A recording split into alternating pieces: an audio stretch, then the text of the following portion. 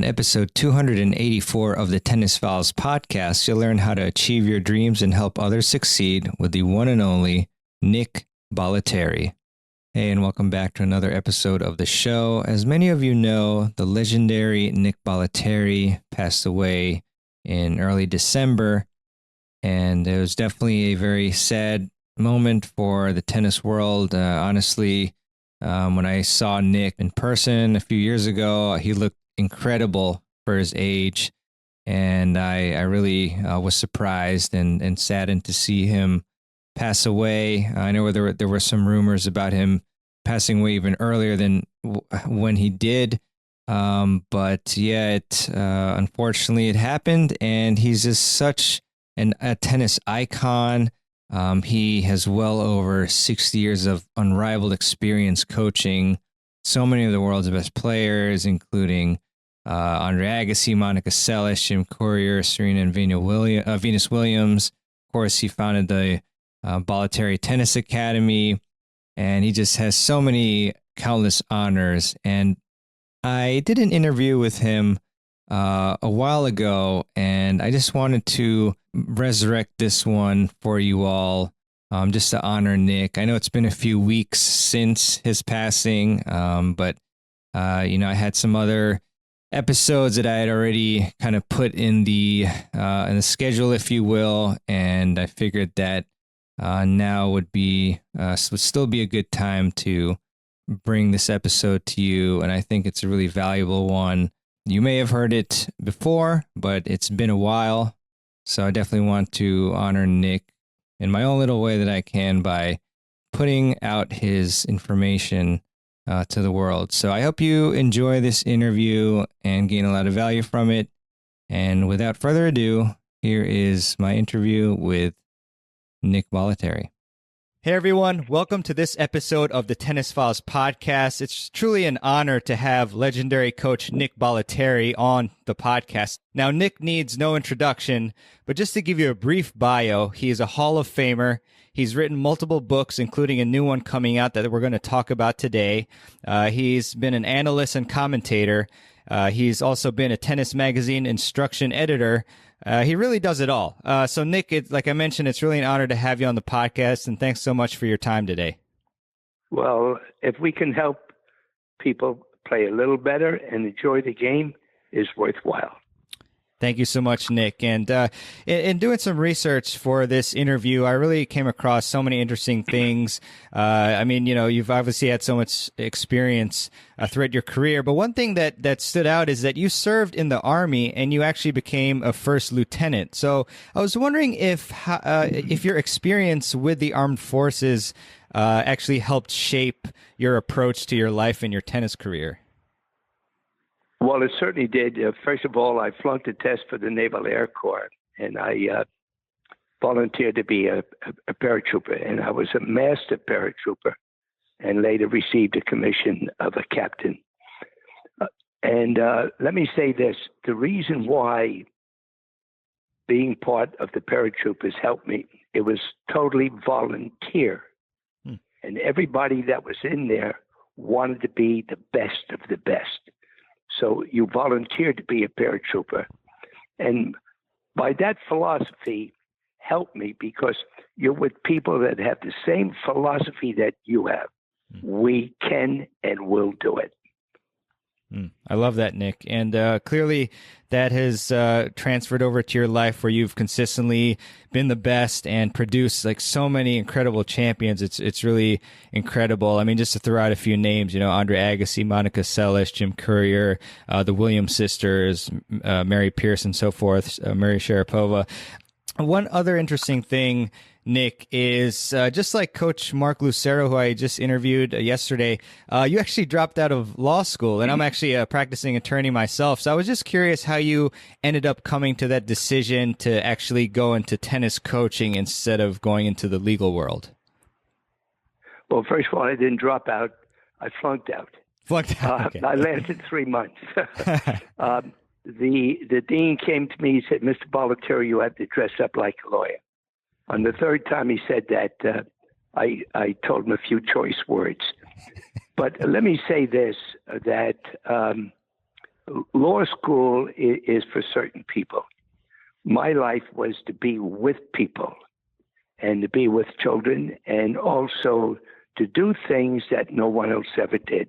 Now, remember that it's very important that those people listening today, people who know they can be a success in something, they do it. Crazy people like Richard Williams, Ken of the Tennis Channel, Nick Bollettieri, we do things that people say can't be done. We are not afraid of failure. And that's why I am where I am today. And when people said Nick can't do something, that's the fuel I used to do it, baby. Okay? So remember, everybody listening to this, come out of your safety box. Try something that you're saying, can I do it? Can I do it? And you know what? If you have this philosophy in time, you'll start doing things that you never thought that you can do. Thank you so much for that, Nick. And just to reiterate, just really take action. A lot of people, they're just hesitant and they never make any moves. And instead, it's just better to make moves, fail, and learn from it, just like you have, Nick. And speaking of that, question for you. If you could take a time machine right now and talk to your 25-year-old self when you opened that first tennis academy in 1956. It was North Miami Beach, 1957, on 2 tennis courts, and my pro shop was a Pepsi-Cola machine with an umbrella in the middle. Wow. My fee was $3 per hour, and my first 2 students were Cheryl Smith and Brian Gottfried. Wow. Pretty good students there. But Nick, if you could take a time machine and actually talk to yourself, back then, what advice would you give a young Nick Bollettieri to speed up his rise through the coaching ranks? Well, first of all, if I thought what to do, I'd never be where I am. I just did it. That's the type of guy Nick is.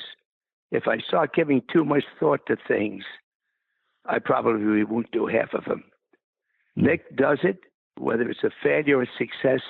I just plow into it, and I do it, sir. Gotcha. And remember something. This advice I want everybody to listen to. Nick Bollettieri is where I am today because of the team I had. It's not I did it, we did it. No one can do it by themselves. And I've been very fortunate to have many people that have followed me down the road and climbing mountain after mountain. Great stuff. Nick. Yeah. It's so important to have such a great team around you to influence you and give you open critical advice. So Nick, I mean, you're 88 years young now. What is it about tennis that has kept you going throughout the sport year after year? I mean, you see a lot of people, they'll get into something, do it for like a year or less, and then they'll get tired of it. But you've been going for so many years. So what is it about tennis that keeps you going? I don't think about it, baby. I just do it. I never give thought. If you watch Showtime, Love Means Zero, the 90-minute documentary, you can get it on Amazon. I just did things. I didn't think about it. I didn't think about the consequences, whether I would be successful or failure. If Nick Bollettieri spent time thinking about the things I did, I probably wouldn't have done 99% of those things. Yeah, that's very sage advice, Nick. Appreciate that. And, listeners really like hearing about, whether it's pro players or great coaches, points that they've hit in their career, like low points, and then how they've come back from it to succeed. So I was wondering if you could maybe speak to maybe a rough patch in your career and then what you did to bounce back from it and become great. Well, I think that the one thing that I did was taught to me by my father. Back in 1981, I believe it was, Morley Safe is no longer with us, was interviewing a sports psychologist for 60 minutes or 20, I forgot what it was. And the sports psychiatrist said, Nick Bollettieri is crazy. He beats up kids. He doesn't feed them. And we're all Italian. My mother began cursing at the television in Italian. Sure.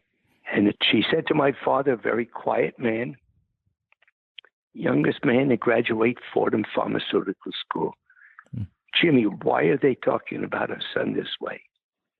And my daddy said, Mary, if you ain't nobody going to talk about you. And whatever they say, you say thank you. And let the things that you do in life do the talking for you. Those words have helped me to be where I am today. That is so powerful. I mean, they say, if you're not getting criticized, that means you're not doing really anything impactful. So you're always going to have criticizers out there. And I mean, if they're constructive, I mean, then you can learn from it. But if they're just talking trash, I mean, you just pay no attention and don't get mad from it. So I love hearing that. One other thing, Nick, too, as I mentioned, you are 88 years young. You look fantastic. It was really an honor to see you and chat with you for a minute at the U.S. Open a couple weeks ago. And so I read in an article that you have a consistent morning routine. And I was wondering if you could maybe talk to us about what it is and how it helps you start the day off right. Well, I actually have changed the routine. My first lesson is at 6:30. And I usually give 2.5 to 3 hours in the morning. And then I spend time at my office with the Bollettieri Tennis and Learning Program for the inner city people. And then in the afternoon, I may give a lesson or play golf around 4 or 5. But I do my workout now in the evening at home. And it consists of 10 to 15 minutes of just stretching, 50 to 100 sit-ups, and little 10-pound weights, doing some exercise with my arms. That's it. That's what I do. I don't drink liquor. I haven't drank for over 10 years. I watch what I eat. I think I'm about 150 pounds, 30 waist. And the reason why I stay in shape, how can I travel worldwide giving speeches about taking care of yourself if I have a pot belly and look like I'm 6 months pregnant? I just don't do that. But the one thing that I do is that I even think when I sleep. My mind never stops going. And I think it's very important. And the book, I have 10 books. And by the way, I'm in 13 Hall of Fames. But when I watched Showtime, I said, Nick, sit down with a pad and pen. I don't know how to use a computer. And I spent the last 14 months writing a coach's journey, lessons lived, learned, and shared. And I take you through from the day I was born to where I am today. And one of the interesting chapters is what I learned, a coach teaches and learns. So I'm going to give you the first coach or the first player that I talked about. There are 52 cards in the deck of cards, and Andre Agassi was the joker. I plead guilty. I should have thrown him out 100 times. And what did he teach me? Look deep into a person's soul. And God said to me, this boy is going to be special. And look what he turned out to be. So I do 35 players like that. And throughout the book, there are pieces by Dr. Jim Lair, Brett Haber, Steve Flink, Judy Murray, Dick Vitale. They open up different parts of the book. And the book is divided into sets. Set 1, set 2, set 3, 6, 4, 6, 5. The last part of the book is the impact I made on people's lives. And then I'm very fortunate, the chapter on leadership and trust. Are you ready? The former commander of the Blue Angels. Wow. And he has about 17 pictures. And one of the things he talked about, 2 jets coming at each other at a combined speed of 1,000 miles per hour combined. passing each other by 3 feet. That's trust, baby. Mm-hmm. And I hope he didn't drink too much wine the night before. And he talks about a bombing mission and praying that the flak and the missiles would not hit him. But it's all about if the mechanics don't keep that F-18 in perfect shape, they die. Mm-hmm. So the chapter is unbelievable. And throughout the book, my son was the most talented photographer to graduate University of Miami. Gave me about 500 photos that he's taken because he's been with me traveling for most of my life. And the book, no one has written it. There's a chapter in there about pushy parents versus supportive parents. Mm-hmm. There's a part of the book, college versus pro. Listen up, everybody. Back in the 80s and 90s, I turned my students pros when they were in diapers. Colin Bassett, Jimmy Arias, Andre Agassi, Aaron Crickstein. Today, I want them in suits and dresses with a couple of years of college. The chances of a professional making today is 1 out of 3,000 make a living. 1 out of 3,000. So we talk about college. And no one, now remember something, I'm not saying I'm the best pro, but there's no other coach in the world that has had the experience of 60 years that I have had. And I take you through 35 of the players, Boris Becker, Martina Hingis, Tommy Haas, Anna Kournikova, Maria. And after each of the players, they say something about me. So the book is going to be fantastic. And I'm very proud to say that Ken Solomon, the CEO of Tennis Channel, they are going to be partners with Nick Bollettieri. So they're going to be my partner in bringing out the book. Wow. That's wonderful. We love Tennis Channel. Obviously, the podcast is on the Tennis Channel Podcast Network, and we're so excited to see the book come out soon. And you mentioned, I mean, obviously you've trained so many great players and from a young age. So I was wondering, you know, there's so many different personalities that you've trained. So how do you get junior players to train hard but also enjoy the sport at the same time? Well, first of all, IMG doesn't produce champions. IMG prepares the student to reach their ability level in any of the sports that we have here. We now have 9 sports, 600 acres, and I started with 22 acres. But remember something. For a coach, a business person, a parent, get to know your student, baby. Listen to them. Learn about them. Learn their habits. And you know what? Then you know how to react to them. Boris Becker said Nick was a genius. He stands close to you. He looks, listens, sees a little thing, gives a little tip, and walks away.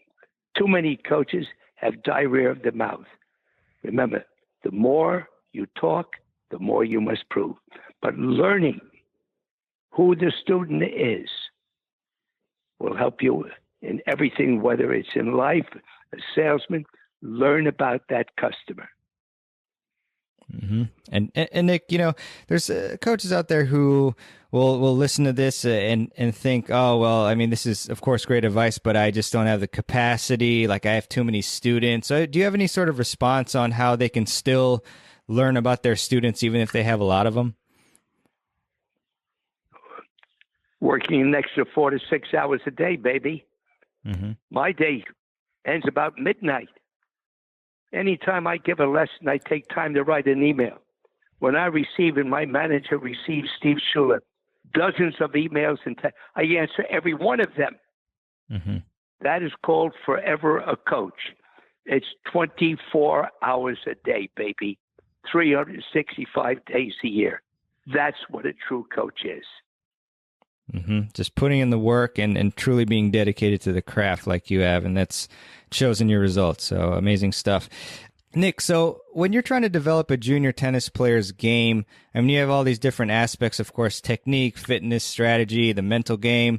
I mean, how do you kind of approach that? What areas do you decide to develop first, and what's most important? The game today is made up of techniques, movement, and mentality. So early on in the career of a youngster, make sure they work on their techniques. Not playing tournaments at 10 and 11, but techniques, movement, physical fitness, and all aspects of the game. Richard Williams did not let his daughters play until they were 14 years old, baby. Okay? Playing too soon, you probably will eliminate some things that'll make them a better player later on in their life. Gotcha, Nick. Appreciate that. And so when you're working with juniors and you're trying to work with them to set goals and things they want to achieve, I mean, how do you approach the goal setting? Do you focus them on rankings goals or improvement goals or both, or how does that work for you? You know what I do? Have them write down their goals, baby. I'm not going to tell them their goals. Have it in writing, what their goal. Then are they willing to pay the price to reach those goals? But put it in writing, okay? Never, conversation, people say, I didn't say that. But if you have it in writing, it's a totally different thing. And remember, you can't hit what you can't reach. So movement is key, And why does a shot go off a technique? Because you do not have a balanced foundation when you make contact with the ball. Yeah, no, that's very powerful. I mean, I always find when I'm playing matches or practice, and when I focus more on my footwork, that's when I'm actually playing the best. So definitely appreciate that. Nick, you work with thousands of players, but who is an example of a very hard worker? Monica Seles had me there before the sun came up, the sun shining down, the moon shining. Nick, give me another ball. Give me another ball. And Nick Bollettieri was smart enough not to change it, two hands on both sides. Coach would say, why doesn't Nick change it? Why doesn't Nick change it? Monica Seles, if she had moved behind the baseline, would never have been the player. By using two hands on both sides and hitting the ball early and controlling the court, made it possible for Monica to be where she is. And Nick, I mean, players have different motivations. I mean, sometimes they're in, maybe they're in a different country that's going through war, and then they, that motivates them to become their best, like Djokovic. But in Monica's case, I mean, what do you think motivated her so much that she would be out there even before you and doing everything she could to become a champion? I think that her father and her brother certainly were there by her side. Maybe Daddy pushed it a little too hard, but that came from Monica. A lot came from Monica. That was what she wanted to do. Remember, it's tough to force something into somebody. It's got to be a burning desire inside. And God gave me the gift to keep pushing. People say, Nick, when are you going to retire? Retire? There's no such word as retirement. And remember, I work in my sleep because when you die, you have plenty of time to sleep. So everybody, I've got to run now, but I want to say this. I enjoyed the podcast, and maybe next time, if you write in some questions, I think I would be very open to do another podcast by answering some questions. And remember, everybody, take care of the inner city children that don't have a chance in life. And that's what I'm doing a lot of right now. The Bollettieri Tennis and Learning Program. I started the Ask Bollettieri program in Newark, New Jersey in the late 80s. We're in it for 13 years with Bob Davis, and I'm doing that again in the state of Florida, and I'm going to expand it. So everybody, thank you so much.